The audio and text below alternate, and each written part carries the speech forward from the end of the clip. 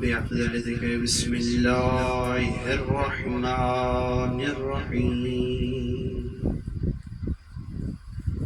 الحمد لله غير مخلوق من رحمته ولا مخلوق من نعمته ولا مايوس من مغفرته،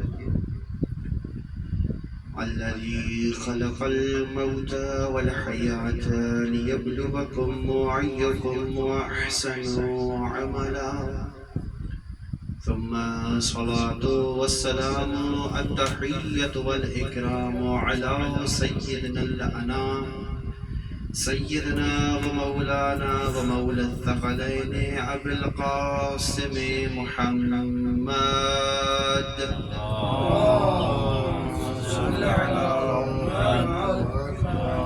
وعلى آله الطيبين الطاهرين المعصومين المنتجبين المنتخبين، لا سيما على بقية الله في الأرضين الذي ببركة وجوده ثبتت الأرض والسماء، وبيمنه رزق الورى أرواحنا وأرواح العالمين لتراب مقدمه الفداء، والعنة الدائمة على الأعداء من يوم عداوتهم إلى قيام يوم الجزاء.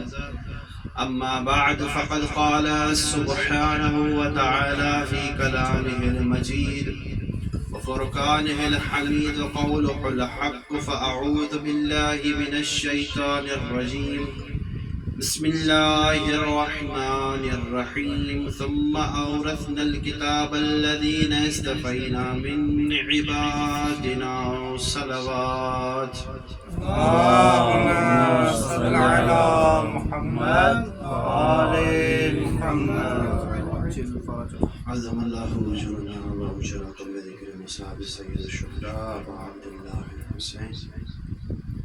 خداوند قدوس کی بارگاہ میں دعا ہے کہ ہماری اس مختصر کاوش کو اپنی بارگاہ عظیم میں شرف قبولیت عطا فرمائے، اور جن دوستوں نے اس مجلس کا انعقاد کیا ہے، جن دوستوں نے تعاون کیا ہے جانی مالی حضوری، اللہ تبارک و تعالیٰ ان کی توفیقات خیر سے فرمائے، اور اس فرش ازا کے حقیقی وارث منبر سلومی ہمارے سرپرست قائم آل محمد کے ظہور میں مولا تاجی فرمائے۔ ان دعاؤں کی قبولیت کے لیے صلاۃ پڑھیں آل محمد کی ذات پر۔ اللهم صل على محمد مجلس ادائے امام حسین علیہ السلام سید الشہداء، یعنی وہ جگہ جس کو اللہ تبارک و تعالی نے اپنا مصلی قرار دیا ہو، مصلی قرار دیا ہو، وہ کوئی عام جگہ نہیں ہوتی۔ اب سوال پیدا ہوتی ہے، مصلی لفظ ہمارے یہاں تو اس کپڑے کی چٹائی کو کہتے ہیں جہاں پہ ہم نماز پڑھتے ہیں، عربی میں دیکھیں تو مصلی کہتے ہیں یعنی وہ جگہ جہاں پر رحمت نازل ہوتی ہے، جہاں پر رحمت نازل ہوتی ہو۔ آیت اللہ جعفر شوستری اپنی کتاب خصائص حسینیہ میں لکھتے ہیں کہ جو مجلس اعضاء کا مقام ہوتا ہے اللہ تبارک و تعالیٰ کے نزدیک وہ مصلی گاہ ہے، یعنی وہ مقام ہے جہاں پر اللہ، اس کے ملائکہ، اس کی مخلوق صلوات بھیجتی ہے۔ محمد وآل محمد صلوات۔ اب آپ اس سے زیادہ عالم ہیں، علماء نجف ہیں، روایت کا آپ نے مطالعہ بغور کیا ہوگا، تو آپ ایک مرتبہ وہ روایت اٹھا کے دیکھیں جس میں پوچھا گیا کہ مولا آپ بتائیں کہ اللہ بھی صلوات پڑھ رہا ہے، ملائکہ بھی صلوات پڑھ رہے ہیں، ہم بھی صلوات پڑھ رہے ہیں، لیکن ان میں کوئی فرق ہے؟ تو مولا نے فرمایا ہاں ان میں فرق ہے۔ اللہ صلوات پڑھتا ہے اس کا مطلب یہ ہوتا ہے کہ حضرت محمد مصطفیٰ کو اللہ نے ہر نقص سے، ہر عیب سے جب سے وجود دیا ہے تا روز قیامت اس سے پاک رکھا ہے۔ اللہ کے صلوات بھیجنے کا ایک مطلب تو یہاں سے سمجھ میں آ ہی جاتا ہے کہ اللہ جس پر صلوات بھیجے وہ شخص کامل ہو جاتا ہے، اس میں عیب نہیں ہوتا، اس میں کمی نہیں ہوتی، اس میں نقص نہیں آتا۔ تو یہ اگر مصلح خدا ہے، یہاں پر اگر اللہ بھی صلوات بھیج رہا ہے، اپنی رحمت بھیج رہا ہے، تو اس کا ایک مطلب تو یہ بنتا ہے کہ وہ عزادار جو کچھ کمیاں لے کے مصلح خدا پر آیا ہے، فرش عذاب پہ آیا ہے، اللہ تبارک تعالیٰ یہاں سے اس کو باکمال بنا کے بھیجتا ہے۔ واہ واہ واہ واہ، ماشاءاللہ ماشاءاللہ، بر محمد آل محمد صلوات۔ اللهم صل على محمد۔ خداوند قدوس عزادار حسین کو، عزادار مظلوم کربلا کو یہاں سے کمال بخشتا ہے۔ اور کمال کا مطلب کیا ہے؟ یعنی جو مجھ میں کمی ہو وہ پوری ہو جائے، جو مجھ میں نقص ہو وہ پورا ہو جائے، یعنی میں کامل بنوں، باکمال بنوں، مکمل بنوں، تاکہ میرا شمار اس ولی خدا کے صف میں ہو جس کے لیے آیت کمال نازل ہوئی، تاکہ میرا شمار بھی اس ولی خدا کے شیعان حیدر قرار میں سے ہو۔ وقت مختصر ہے، موضوع کلام جو آپ کے سامنے آیت رکھی ہے سورہ فاتر آیت نمبر 32، اس میں خداوند قدوس کا ارشاد ہے ثم اورثنا الکتاب الذین اصطفینا من عبادنا، پھر ہم نے اپنے کتاب کو، اپنے کتاب کے لیے وارث بنایا ان لوگوں کو جن لوگوں کو ہم نے اپنے بندوں میں سے چنا۔ یہ مختصر تھا ترجمہ آپ کی خدمت۔ ثم اورثنا، پھر ہم نے وارث بنایا، الکتاب، اس کتاب کا، الذین اصطفینا من عبادنا، ان کو جن کو ہم نے اپنے بندوں میں سے چنا۔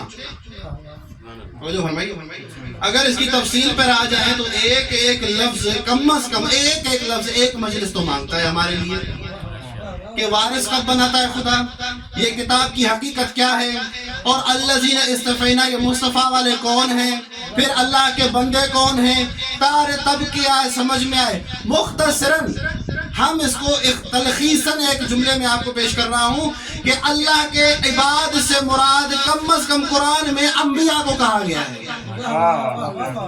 کم از کم انبیاء کو کہا گیا ہے کہ میرے کیا ہیں، بندے ہیں۔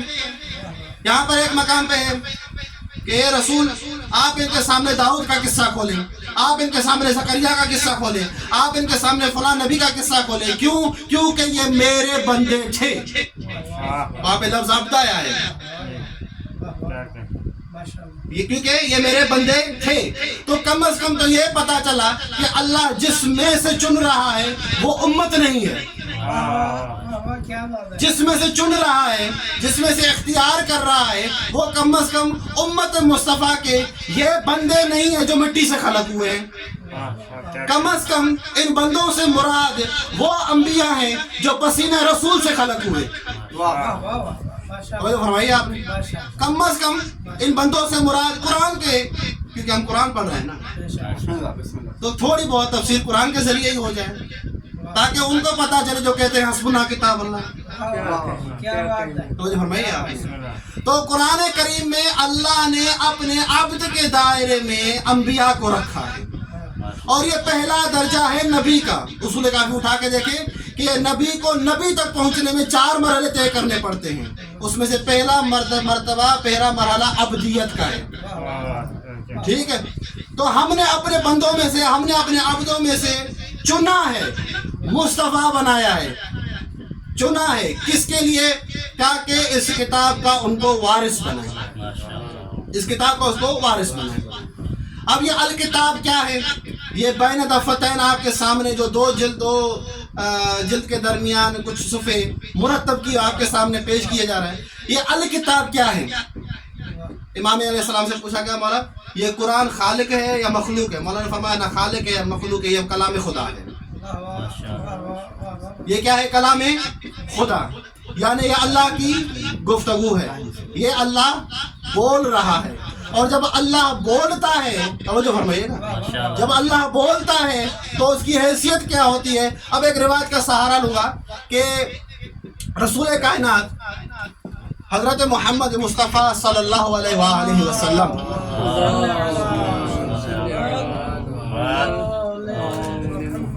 در محمد و آل محمد صلوات.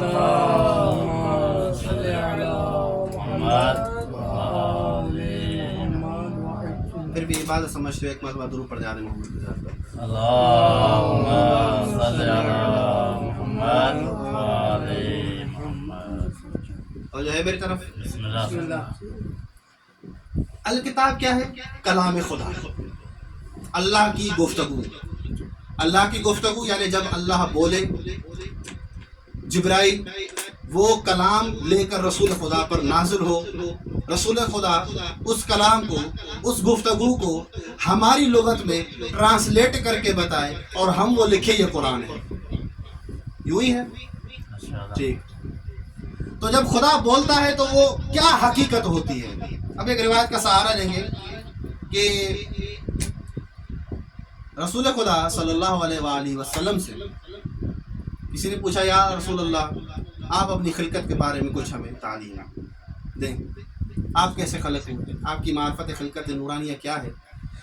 تو اس میں ایک جملہ ہے کہ جب کچھ نہ تھا، فقط اس کی وحدانیت تھی، فقط کوئی مکان، کوئی زمین، کوئی زمان نہیں تھا، لا مکان ولا زمان، لا کیفیت ولا عینیت، کچھ نہیں تھا، فقط لاہوتیت تھی، فقط لا الہ تھا، فقط اللہ کی ذات تھی.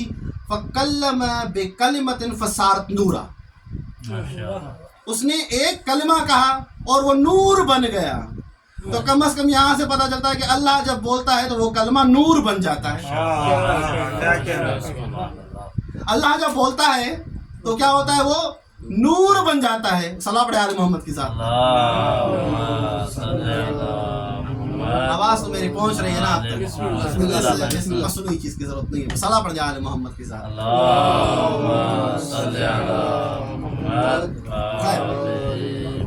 تو توجہ فرمائی آپ نے کہ جب اللہ بولتا ہے کلمۃ فصار نورا، وہ نور بن جاتا ہے. تو کم از کم تو یہ تو پتہ چل گیا کہ قرآن کریم جو ہے یہ نور ہے، یہ نورانی کلمات ہیں. اب اس نورانی کلمات کا وارث بھی نورانی ہونا چاہیے. نورانی کلمات کا وارث بھی نورانی ہونا چاہیے. اب میں صرف ایک روایت پڑھ رہا ہوں اور اس ایک روایت پہ ہی شاید مجلس تمام ہو جائے کہ اس چیز کو سمجھنے کے لیے ہمارے 8ویں امام کے دور میں ملعون مامون رشید نے ایک بہت بڑا اجلاس بلوایا. علماء عراق، علماء خراسان، مغرب و مشرق کے علماء اس میں اکٹھے کیے. توجہ فرمائیے گا. اس میں اکٹھے کیے اور علماء کسی غیر مذہب کے نہیں تھے، اسلام کے علماء تھے. ایک عالم نہیں تھا، کئی عالم تھے، کئی مذاہب کے عالم تھے، کئی فرقوں کے عالم تھے. سب کو اکٹھا کر کے مامون رشید سوال کرتا ہے کہ میرا تم سب عالموں سے ایک سوال ہے کہ یہ جو قرآن کی آیت ہے ثم اورثنا الکتاب الذین اصطفینا، اس کی معنی کیا ہے؟ اس کا مطلب کیا ہے؟ اس کی معنی کیا ہے؟ تو سب نے مل کے کہا اس کے مراد امت محمدیہ ہے. سب نے یہی کہا. کتنے علماء بیٹھے ہوں گے، کتنی مجلس میں علماء بیٹھے، سب نے یہی کہا امت محمد. لیکن یہ مامون رشید ملعون ہے، لیکن اس کے سامنے ایک ممبر پہ ایک نورانی شخصیت بیٹھی جس کو عالم آل محمد کہتے ہیں. توجہ فرمائیے گا. روایت بڑی لطیف ہے، لطف لیجیے گا اس روایت سے. مولا سے مخاطب ہو کے ایک مرتبہ مامون رشید ملعون کہتا ہے یا ابا الحسن ماذا تقول فی ھذا، اے ابا الحسن آپ اس کے بارے میں کیا کہتے ہیں؟ یعنی میں نے ساروں کے جواب سن لیے، سارے عالموں کو سن لیا، لیکن آپ عالم آل محمد ہیں، آپ بتائیں اس آیت کا مطلب کیا ہے؟ مولا نے بڑا لطیف اور خوبصورت جملہ کہا لا اقول کما قالوا، میں وہ نہیں کہہ رہا جو انہوں نے کہا. توجہ فرمائیے گا.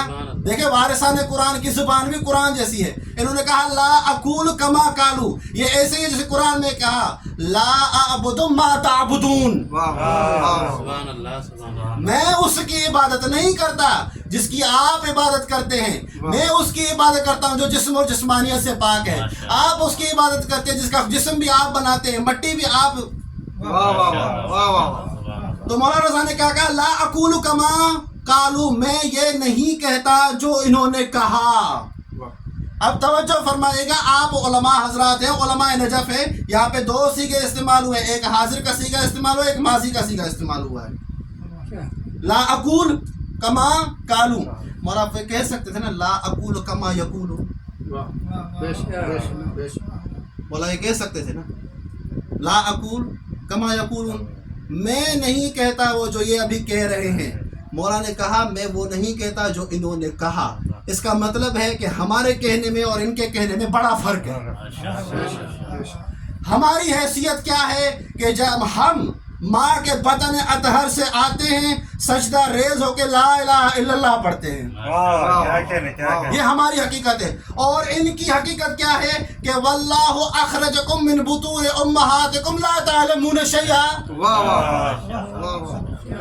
کہ تم لوگ وہ ہو کہ جب ماں کے بطنوں سے آتے ہو تو تم لوگوں کو کسی چیز کا پتہ نہیں ہوتا، ہم وہاں سے پڑھ کر آتے ہیں. لا اقول کما قالو کا مطلب واضح ہو گیا. اور یہاں پہ ایک دوسری چیز اگر راضی بیٹھے ہیں تو کیونکہ مولا کے پہلے سے لطیف جملے کا پورا لطف تو لے لینا.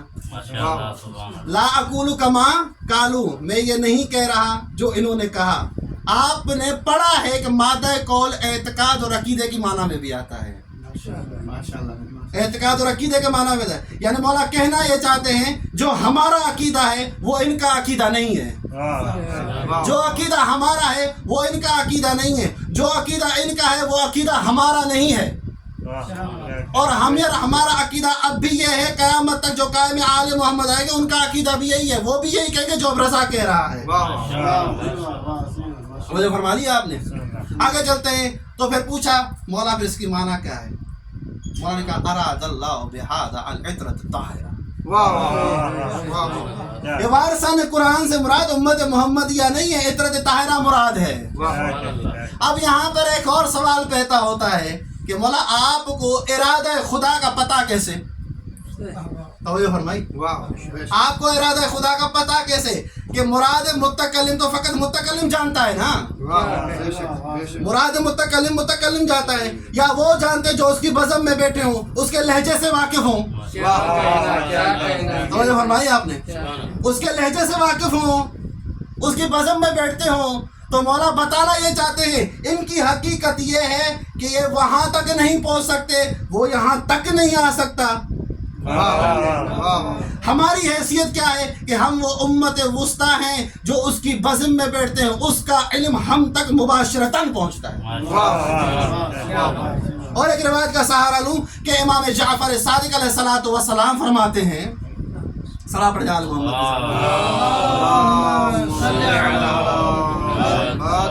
مولا فرماتے ہیں ان اللہ جعل قلوب الائمہ موردا لارادتہ. اللہ تبارک و تعالیٰ نے اماموں کے دلوں کو اپنے ارادے کا مرکز بنایا ہے. تو اب یہ سوال غلط بنتا ہے کہ مولا آپ کو مراد خدا کیسے پتا کہ مولا کے دل کو اللہ نے اپنی مراد بنائی ہے.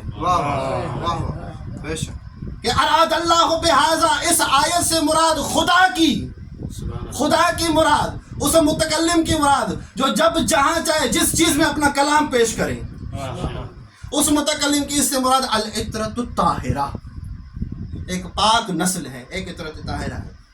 اب علماء بیٹھے تھے، ان کے علم کی، ان کی شان کی، ان کی شوکت کی توہین تو ہوئی نا. تو سب نے کہا یا ابوالحسن آپ یہ کیسے کہتے ہیں کہ اس سے مراد عطرت طاہرہ ہے؟ کہ ہمارے پاس ایک حدیث مستفیضہ موجود ہے، اس میں رسول خدا نے فرمایا ہے کہ یہ میری ساری امت میری آل ہے. تو ہم سارے آل محمد ہوئے نا. تو مولا ایک مرتبہ مسکرا کر کہتے ہیں آپ نے پیش کیا، ہم ایک سوال کریں، کیا آپ صدقہ لے سکتے ہیں؟ کہا مولا ہم صدقہ لے سکتے ہیں. کیا ہم صدقہ لے سکتے ہیں؟ کہا آپ صدقہ نہیں لے سکتے. کہا کیوں؟ کہا کہ آپ محمد کی آل ہیں. کہا اگر آپ کے استدلال کو لیں تو آپ بھی تو آل محمد ہے، صدقہ آپ کو بھی لینا چاہیے. اس کا مطلب یہ ہوا کہ یہ حدیث آپ کی طرف سے ہے. آل محمد کا شان یہ ہے کہ وہ آل محمد امت مصطفیٰ کی میل جو ہے، توجہ فرمائیے، میل جو ہے وہ نورانی مخلوق میں مخلوط نہیں ہوتی. اب سوال کرتے ہیں مولا پھر بتائیے اس مصطفیٰ سے مراد کیا ہے؟ توجہ فرمائیے کیا ہے؟ ثم اورثنا الکتاب الذین اصطفینا من عبادنا، ہم نے اپنے بندوں میں جن کو مصطفیٰ کے جگہ پر رکھا ہے ان کو وارث بنایا ہے، مصطفیٰ کی جگہ پر رکھا ہے. تو مولا نے اب آیت پڑھی کہ مصطفیٰ کا درجہ یہ ہے کہ جس کے لیے قرآن میں آیت نازل ہے انما یرید اللہ لیذھب عنکم الرجس اہل البیت ویطہرکم تطہیرا. ظہور امام زمانہ بلند صلوات.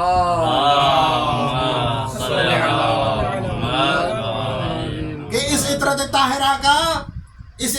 طاہرہ کی حقیقت یہ ہے کہ اللہ نے ان کو ایسے پاک رکھا ہے جیسے پاک رکھنے کا حق ہے. یہ کتنے پاک ہے، کتنے معصوم ہیں. ان کی گفتار بھی پاک ہے، ان کی گفتگو بھی پاک ہے، ان کی فکر بھی پاک ہے، ان کا چلنا بھی پاک ہے، ان کا بیٹھنا بھی پاک ہے. توجہ فرمائیے آپ. یہ پورے کے پورا وجود جو ہے سر سے لے کر پاؤں تک جو آپ کو نظر آ رہا ہے یہ معصوم بالحقیقت عصمت ہے. عصمت کی حقیقت کو اگر آپ دیکھنا چاہتے ہیں تو اہل بیت کے گھرانے کو دیکھیں، امام معصوم کو دیکھیں، آپ کو پتہ چل جائے گا. حدیث بڑی طویل ہے، میں اپنے موضوع کے اتمام پر آ جاؤں کہ کم از کم یہاں سے طے یہ پایا کہ وارث قرآن مصطفیٰ والے بندے ہیں. پھر مامون رشید سوال کرتا ہے یا ابوالحسن کیا اللہ نے حل فسر اللہ فی کتابہ العطرۃ الطاہرہ، کیا اللہ نے اپنی کتاب میں عطرت طاہرہ کی تفسیر دی ہے؟ مولانا نے بڑا خوبصورت جملہ کہا مامون ایک جگہ نہیں 12 جگہوں پر ظاہری طور پہ اللہ نے تفسیر بیان کی ہے. ایک جگہ پر نہیں 12 جگہوں پر ظاہری طور پر اللہ نے اس کی تفسیر بیان کی ہے. اب سارے جگہ نہیں پڑھتے، بس ایک جملے میں سمیٹ رہے ہیں. مولا فرماتے ہیں دعوت ذوالعشیرہ کو دیکھیں، وَأَنذِرْ عَشِيرَتَكَ، وہ آیت اٹھا کے دیکھ لو، مباہلہ کی آیت اٹھا کے دیکھ لو، آیت کمال اٹھا کے دیکھ لو. یہ ظاہری آیات ہیں جو دلالت کرتی ہے کہ عطرت طاہرہ ہی وارثان قرآن ہے. عطرت طاہرہ ہی وارثان قرآن. اب جو جس چیز کا وارث ہوتا ہے، جس کی ملکیت میں وہ وراثت آتی ہے، اس کو ہی زیادہ حق بنتا ہے کہ اس وراثت کی حفاظت کرے. یہ وارثان قرآن ہے جو قرآن کی حفاظت کے لیے اپنے گھر کو چھوڑ کر ایک ایسے صحرا میں آ گئے جس کی ریت اتنی گرم، جس کی ہوا اتنی گرم کہ اب بھی آپ عراق میں بیٹھے آپ محسوس کر سکتے ہوں گے، لیکن اس وقت کی گرمی اور آج کی گرمی میں تھوڑا فرق ہے. بس میرے عزیز، میرے محترم، دامن وقت میں گنجائش نہیں، چند لمحے ذکر مصائب کے لیے. روایت کا بیان یہ ہے کہ مولا حسین تیار ہوئے مدینہ سے، محملوں پہ بیبیاں بیٹھ گئیں، بچے ماؤں کی آغوش میں آ گئے، جوانان بنی ہاشم گھوڑوں پہ سوار ہو گئے. جب مولا حسین اپنے گھوڑے کے سوار ہونے کے قریب آئے نا تو کیا سنتے ہیں کہ قبیلہ بنی ہاشم میں ایک گھر سے وا حسینہ وا محمدہ وا فاطمہ وا علیہ کی صدائیں بلند ہو رہی ہیں. مولا حسین نے ایک مرتبہ پلٹ کر دیکھا تو کیا دیکھتے ہیں، ان کی پھپھی اما جناب ام ہانی دوڑتی ہوئی آ رہی ہیں، پاؤں میں چپل نالین نہیں ہے، سر پہ چادر نہیں ہے، وا محمدہ کے بیان کرتی آ رہی ہیں. مولا حسین نے جو ہی یہ دیکھا کہ میری پھپھی اما اس عالم میں آ رہی ہیں، دوڑتے ہوئے پھپھی اما کو گلے لگایا، چادر سنبھالی، پیروں میں نالین پہنائی. کہا پھپھی اما کیا ہو گیا؟ کیا حسین کیا آپ کہیں جا رہے ہیں؟ مولا حسین نے فرمایا ہاں پھپھی اما، حسین کا عراق کی طرف ارادہ ہے. اب جو ہی عراق کا نام آیا جناب ام ہانی کہتی ہے کیا کربلا ارادہ ہے؟ مولا حسین نے روکا، فرمایا ہاں پھپھی اما کربلا کا ارادہ ہے.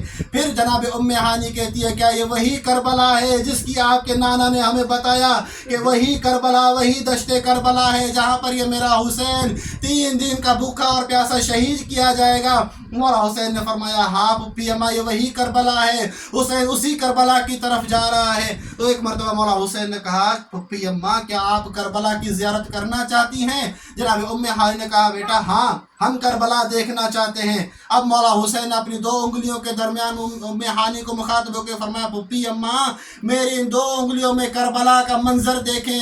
اب جو ام ہانی دیکھتی ہیں کیا دیکھتی ہیں؟ بے پناہ لشکر ہے، اس لشکر میں ایک بوڑھا کھڑا ہے جس کی داڑھی لال ہے، جس کا امامہ پریشان ہے، جس کے بال پریشان ہے، جس کی عبا پھٹی ہوئی ہے اور عبا کے دامن میں قرآن اٹھایا ہوا ہے۔ ایک مرتبہ جناب ام ہانی پوچھتی ہے بیٹا حسین یہ بوڑھا شخص کون ہے؟ ایک مرتبہ مولا حسین نے فرمایا پھپھی اماں پہچانو یہ تیرا بیٹا حسین ہے، یہ ہاتھ میں قرآن نہیں اصغر ہے۔ اجرکم اللہ اجرکم اللہ۔ مولا حسین علیہ السلام کے تاریخ کربلا میں ملتا ہے کہ جب بھی مولا حسین میدان کربلا میں آئے گھوڑے پر بیٹھ کے آئے، جب بھی کسی لاشے پر آئے دوڑتے ہوئے آئے، جب بھی کسی کی لاش کو اٹھانے کے لیے آئے چندہ صاحب کو ساتھ لے آئے، جب لشکر میں کوئی نہ رہا اور حسین نے صدا بلند کی حل من ناصر ینصرنا، ہے کوئی جو مجھ حسین کی مدد کرے، ہے کوئی جو نساء بطول کو مدینے تک پہنچائے۔ تو ایک مرتبہ ایک چشمہ جھولے میں تڑپ گیا، جھولے میں تڑپتا ہوا ایک مرتبہ زمین کربلا پر گر گیا۔ ماں نے بچے کو اٹھایا، مولا حسین خیمے کی طرف آئے، ایک مرتبہ جناب زینب کو کہا کہ یہ کس چیز کا شور و برپا ہے، کیوں ماتم ہو رہا ہے خیموں میں؟ جناب زینب نے کہا بھائی حسین آپ نے جب سے حل من ناصر ینصرنا کی صدا دی ہے، آپ کا ششمہ علی اصغر جھولے میں نہیں سوتا، گویا اپنے باڈی لینگویج میں اپنی جسمانی قوت کے ساتھ کہہ رہا ہے کہ بابا غربت کی صدائیں نہ دے، ابھی اصغر باقی ہے۔ تو ایک مرتبہ مولا حسین نے کہا بہن زینب اصغر کو لے آئے تاکہ اشکیہ سے کم از کم ان کے اس کے لیے پانی مانگ لوں۔ اب جو مولا حسین دشت کربلا میں اس ششماہی کو لے آئے، تاریخ یہ لکھتی ہے فاختلف القوم، قوم میں اختلاف پیدا ہو گیا۔ کسی نے کہا چھوٹا بچہ ہے اس کو پانی دینا چاہیے، کسی نے کہا چھوٹا بچہ اس کو پانی نہیں دینا چاہیے، کوئی بھی بنو ہاشم کے خاندان میں سے باقی نہیں رہنا چاہیے۔ تو ایک مرتبہ ملعون عمر بن سعد نے حرملہ کی طرف نظر کی، حرملہ کہتا ہے فہمت کلام الامیر، میں نے اپنے سردار کی بات کو سمجھ لیا، میں نے کمان سنبھالی، 3 نشانوں والا تیر اٹھایا اور ایک مرتبہ نظر تو الی عین ارمی، میں دیکھتا رہا کہ کہاں پھینکوں، دیکھا کہ حسین کی گود میں ششمہ ہے، اس کا گلا چاندی کی طرح چمک رہا ہے، فرمیت السہم الیہ، میں نے اپنا تیر اس کی جانب پھینکا، جب دیکھا کہ شہزادے علی اصغر پیاس کی شدت کی وجہ سے غش کھا چکے تھے، جب ہی میرے تیر کی گرمائش محسوس کی، ایک مرتبہ تڑپتے ہوئے پرندے کی طرح حسین مولا کی جھولی میں آ کر کہا بابا اصغر کی قربانی قبول۔ الا لعنت اللہ علی القوم الظالمین۔